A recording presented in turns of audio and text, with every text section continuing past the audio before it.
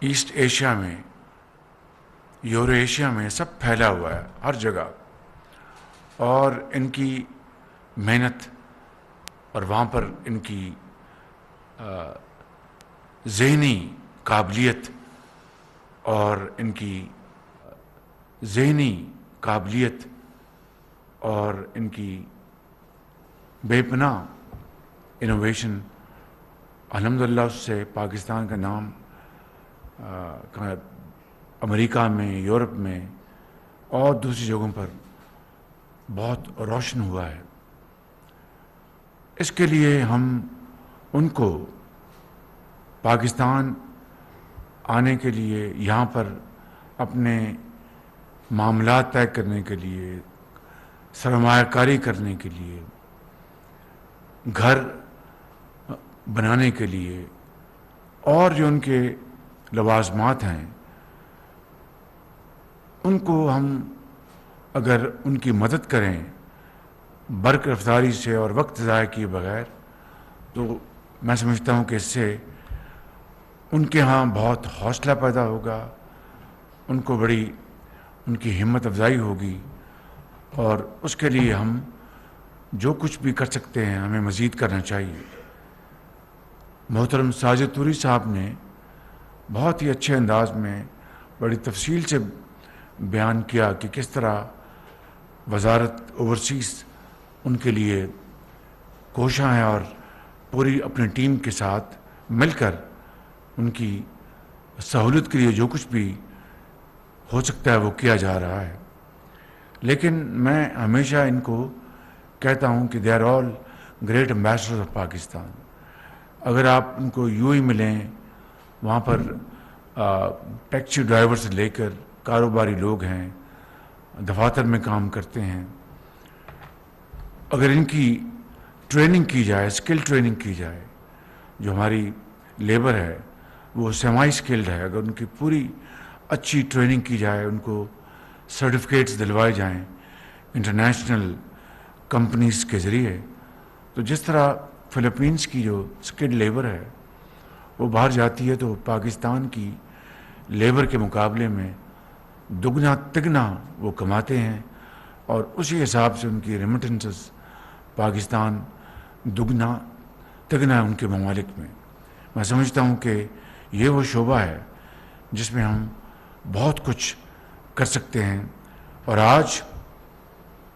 وقت آ گیا ہے کہ سعودی عربیہ میں، یو اے میں، حتیٰ کہ یورپ میں بے پناہ اب اسکلڈ جو لیبر اس کی ضرورت ہے، انفارمیشن ٹیکنالوجی کے جنہوں نے کورسز کیے ہوئے ہیں ان کی بے پناہ ضرورت ہے۔ سعودی عربیہ میں نون سٹی بن رہا ہے، آپ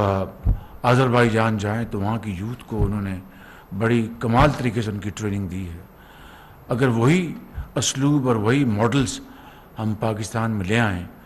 تو اس کا پاکستان کی جو ہمارے جو دیار وطن میں باہر جو سمندر پار جو پاکستانی ان کی بے پناہ مدد ہو سکتی ہے، جو آئندہ جائیں گے اور رزق حلال کمائیں گے، اور پاکستان اربوں ڈالر جو اس وقت دیکھیے بتایا انہوں نے کہ 35 ارب کی اس وقت ریمیٹنسز ہیں، یہ پاکستان کی ٹوٹل ایکسپورٹ سے زیادہ ہیں۔ تو اگر یہ 35 ارب روپیہ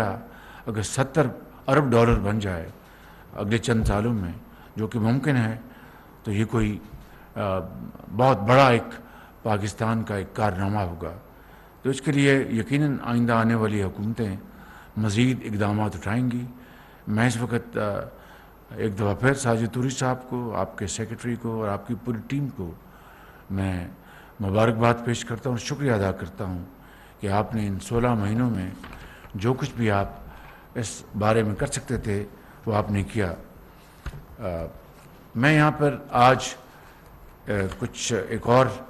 پیکج کا اعلان کرنا چاہتا ہوں، جس کو انشاءاللہ یقیناً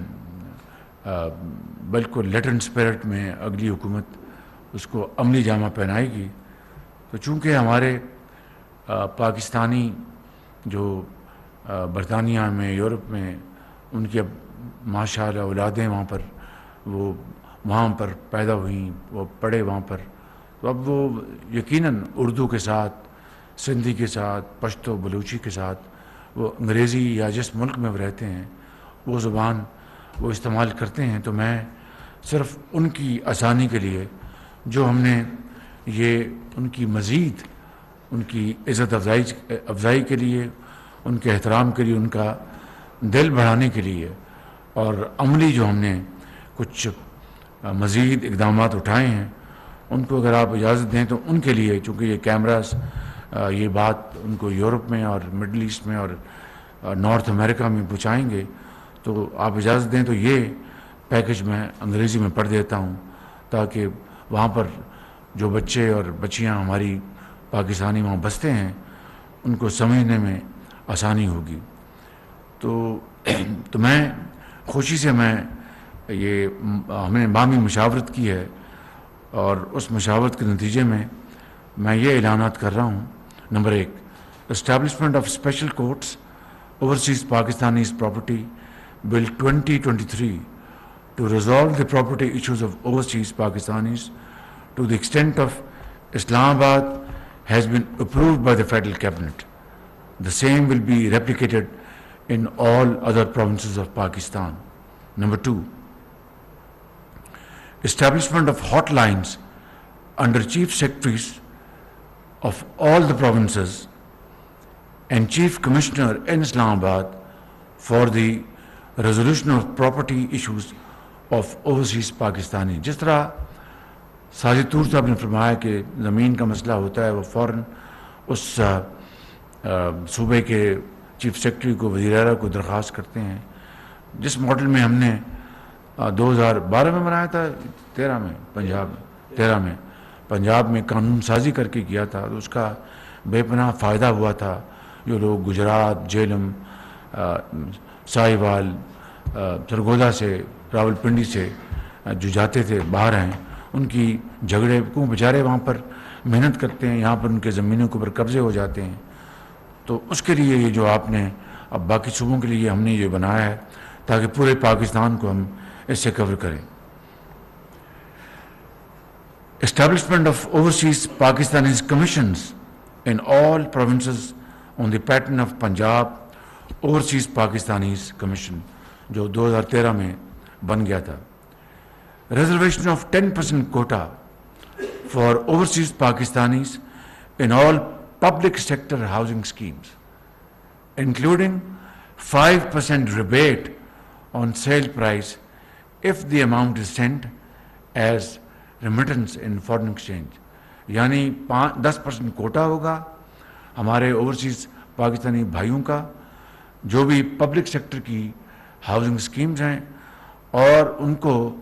مزید جو قیمت کا تعین کیا جائے گا اس میں 5% اس میں ڈسکاؤنٹ ملے گا اگر وہ یہ رقم فورن ایکسچینج میں بھجوائیں گے. Dedicated immigration counters for overseas Pakistanis at all international airports of the country. award citation for overseas Pakistanis to recognize top 10 remitters and Hall of Fame at all Pakistan missions abroad. یعنی جو سب سے بڑے 10 افراد یا کنبے وہ اپنی ریمیٹنسز جو سب سے زیادہ جن کی ہوں گی وہ بھیجیں گے تو ان کو انشاءاللہ ایوارڈ دیں گے 14 اگست کو، 23 مارچ کو. اور وہاں پر ہمارے جو مشنز ہیں وہاں پر ایک ہال آف فیم بنایا جائے گا جہاں پر ان کی ٹیسٹمونیلز، تصاویر وہاں پر ان کی نمائش ہوگی تاکہ سب کی وہاں پر ان کو ملے، ان کو ستائش ملے اور حوصلہ بڑھے کہ وہ باقی بھی اس میں کمپیٹ کریں گے. 5% seats to be reserved for children of overseas Pakistanis in professional public sector institutions across Pakistan. یعنی ان کے بچوں کے لیے اگر وہ پاکستان میں میڈیکل یونیورسٹیز میں، انجینئرنگ یونیورسٹیز میں وہ ان کو تعلیم دلوانا چاہتے ہیں تو 5% کوٹا جو مختص ہے ان یونیورسٹیز میں وہ 5% اوورسیز پاکستانیز کے لیے ہوگا. need-based and merit scholarships for the children of overseas Pakistanis to pursue higher studies in Pakistan and abroad to be initiated at provincial level. یعنی اگر جن کو اگر ضرورت ہوگی تو اس کے لیے اسکالرشپس کا اجرا کیا جا سکے گا ان کے بچوں کے لیے، اگر وہ چاہیں گے کہ وہ ہائر ایجوکیشن کی لیے اپنے بچوں کو داخلہ دلوانا چاہیں. Dedicated national saving schemes